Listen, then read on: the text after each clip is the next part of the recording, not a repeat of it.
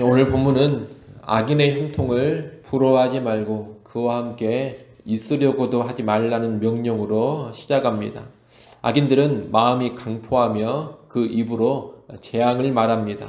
사람은 마음에 가득한 것을 입으로 말하게 되는데 악인들은 그 마음이 폭력적이기 때문에 그 입술에서 재앙을 일으키는 말들을 하는 겁니다. 이런 악인들의 결국은 하나님의 심판과 파멸입니다. 중간중간 이런 악인이 형통할지는 모르지만 그 끝까지 가보게 되면 결국 파국이라는 겁니다. 그러니 하나님의 백성은 이런 악인들의 형통을 부러워할 필요도 없고 순간의 이익을 위해 그들과 함께하지도 않아야 합니다. 대신에 지혜의 유익과 강함을 알아야 합니다. 3절로 7절에 그 지혜의 유익과 강함이 나옵니다. 3절 4절에 보면 지혜는 집을 짓고 견고하게 세워줍니다.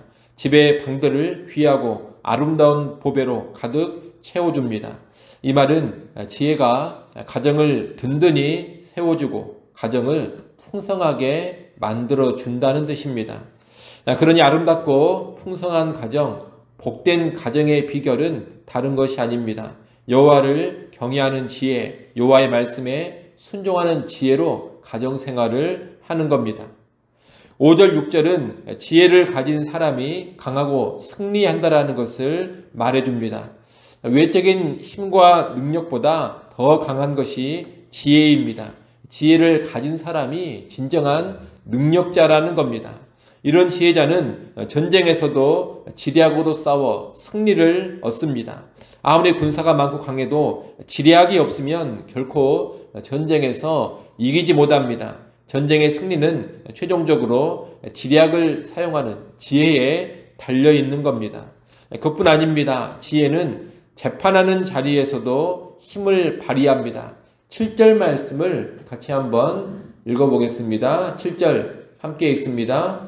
지혜는 너무 높아서 미련한 자가 미치지 못할 것이므로 그는 성문에서 입을 열지 못하느니라. 아멘. 성문이 나오는데 성문은 재판하는 자리입니다. 그런데 이런 재판 자리에서 지혜를 가진 지혜자가 빛을 발하는 겁니다. 지혜자는 진실과 정직으로 재판에 임하고 또한 논리적이고 설득력 있게 재판에 임합니다. 미련한 악인은 이런 지혜자의 지혜를 도무지 따라오지 못합니다. 그래서 미련한 악인은 꿀먹은 벙어리가 되어서 아무 말도 못하게 되는 겁니다. 당연히 재판의 승리는 누구에게 돌아가느냐? 지혜자에게 돌아갑니다. 이렇게 지혜는 가정을 복되게 할 뿐만이 아니라 전쟁이나 재판과 같은 세상사에서도 능히 승리하게 만들어줍니다. 그러니 지혜가 가장 귀하고 가치가 있는 겁니다. 이런 지혜로 살아가면 악인의 형통을 부러워할 필요가 없습니다. 뭔가 얻어보려고 악인과 함께할 필요도 없습니다. 지혜를 가지고서 얼마든지 복되고 강하고 승리하는 삶을 살 수가 있기 때문입니다. 여러분 이것을 잘 아시고 여호와를 경외하는 지혜자, 하나님 말씀에 순종하는 지혜자로 사시기를 바랍니다. 그래서 악인을 부러워할 필요 없이 여러분의 가정과 여러분의 삶에서 복되고 풍성하고 승리하는 삶 살아가시기를 소원합니다. 이어지는 8절로 12절 말씀은 교활한 악인이 되지 말라는 내용입니다. 어떤 사람을 보면 머리가 상당히 좋고 많은 꾀도 가지고 있습니다. 그런데 그 좋은 머리, 그런 꾀로 악을 행합니다. 악을 행하기 위해서 머리를 쓰며 생각하고 악을 행하려고 계획을 짭니다.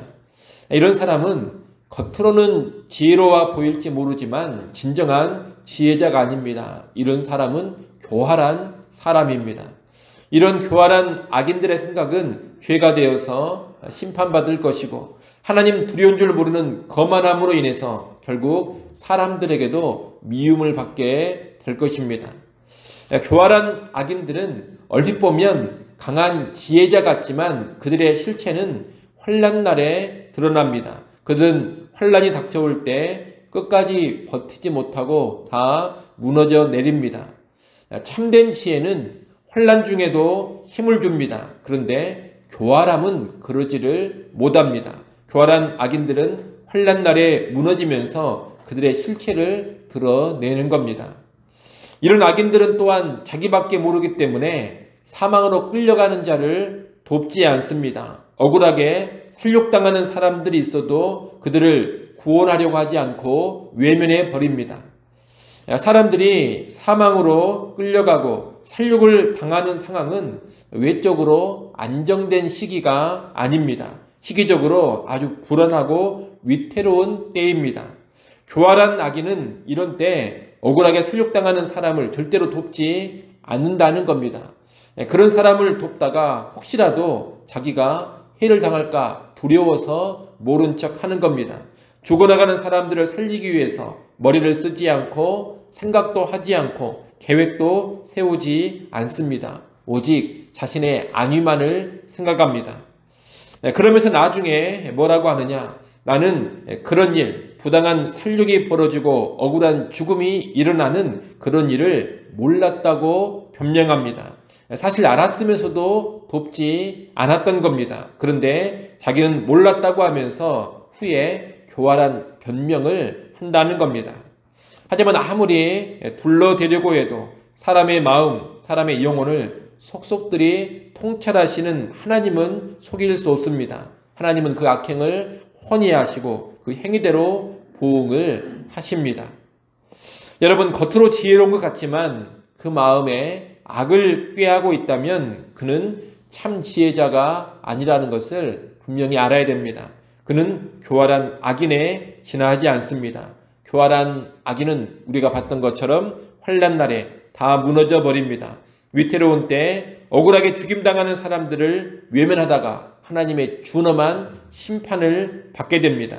우리는 이런 교활한 악인의 삶을 피해야 되겠습니다. 대신에 참된 지혜자로 살아가야 하겠습니다. 여호와를 경외하는 참된 지혜자는 악한 계획을 꾸미지 않습니다. 그럴 땐 음모를 짜지 않습니다. 여호와를 경외하는 참 지혜자는 환난 날에 진가가 나타납니다. 환난 중에도 힘과 능력을 발휘하면서 환난을 극복하고 이겨냅니다. 또한 급박하고 위태로운 시기에도 억울하게 죽어나가는 사람들을 외면하지 않습니다. 자기도 위험해질 수 있지만 부당하게 사망으로 끌려가는 사람들을 어떻게든 도우려고 하고 어떻게든 그들을 살려내려고 합니다. 참된 지혜자는 그런 용기도 보여준다는 겁니다. 이런 참 지혜자는 하나님의 인정을 받고 선한 행위대로 보응을 받게 됩니다. 그러니 우리 모두는 교활한 악인이 아닌 이런 참된 지혜자로 살아갈 수 있기를 간절히 축원합니다. 기도하겠습니다.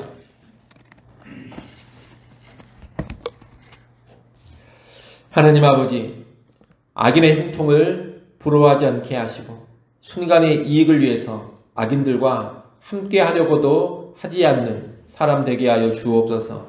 대신에 지혜의 유익과 지혜의 강함을 알고 지혜를 소유한 지혜의 사람 되게 하여 주시옵소서. 특히 아버지 하나님, 이 땅 살아갈 때 교활한 악인이 되지 않기를 간절히 바라고 원합니다.